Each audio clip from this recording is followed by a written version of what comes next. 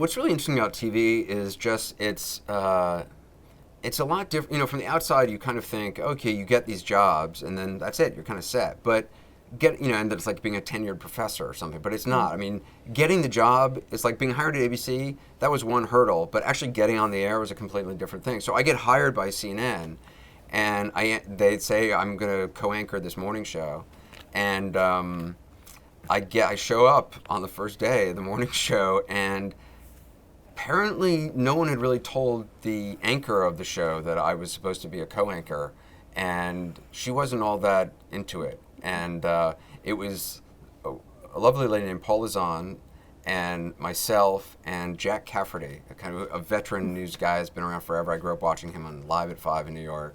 And Jack was also supposed to be like the third person on the show.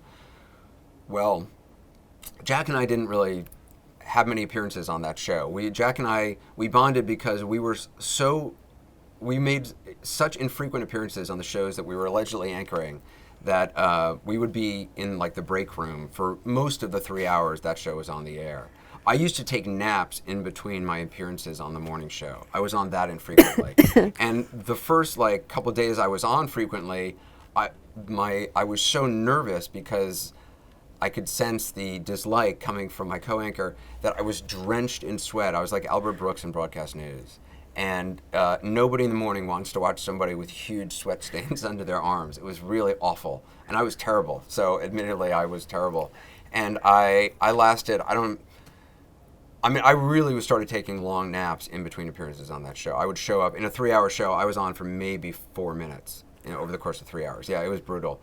And after 2 months, I realized I'm going to be fired. Like my services are not, required here. And I realized I was in trouble when I got sent to Afghanistan without a camera crew. And I show up in Kabul and there's no camera crew. And then I'm like, oh, I think this is how you get fired. Because in TV, nobody tells you you're being fired. They send you to Kabul without a camera crew.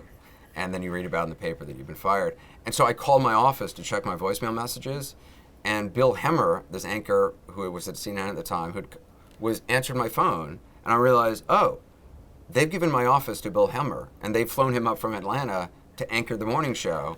I'm being fired. Like, this is it. I'm in Kabul with no camera crew. Nobody's asking for any stories from me. I'm back to shooting on my own little camera, but nobody wants any stories, and my office has now been given to somebody else.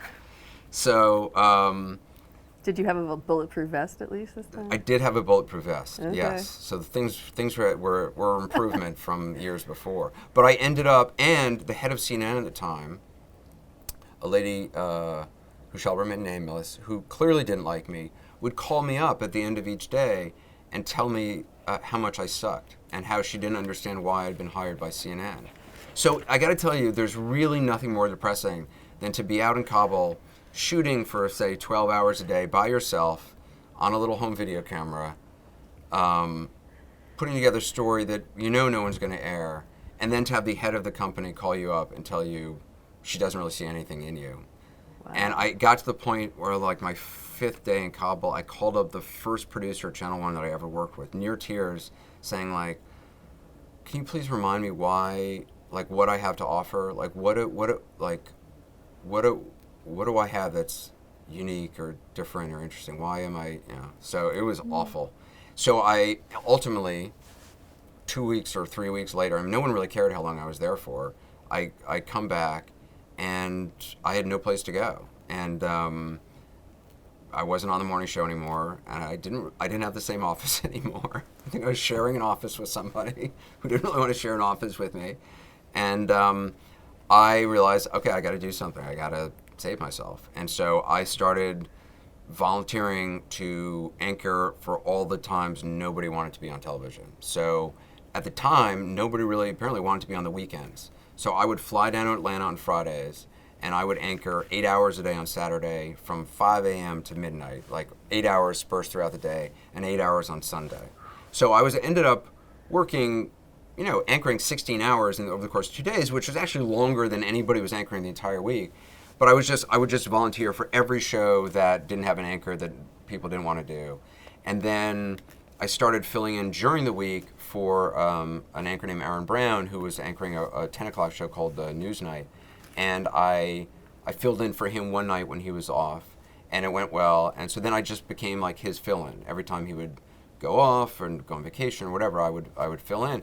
So I suddenly had a reason to exist at CNN. I was the weekend anchor, and I was the fill-in for Aaron Brown. And so that's how I saved myself at CNN.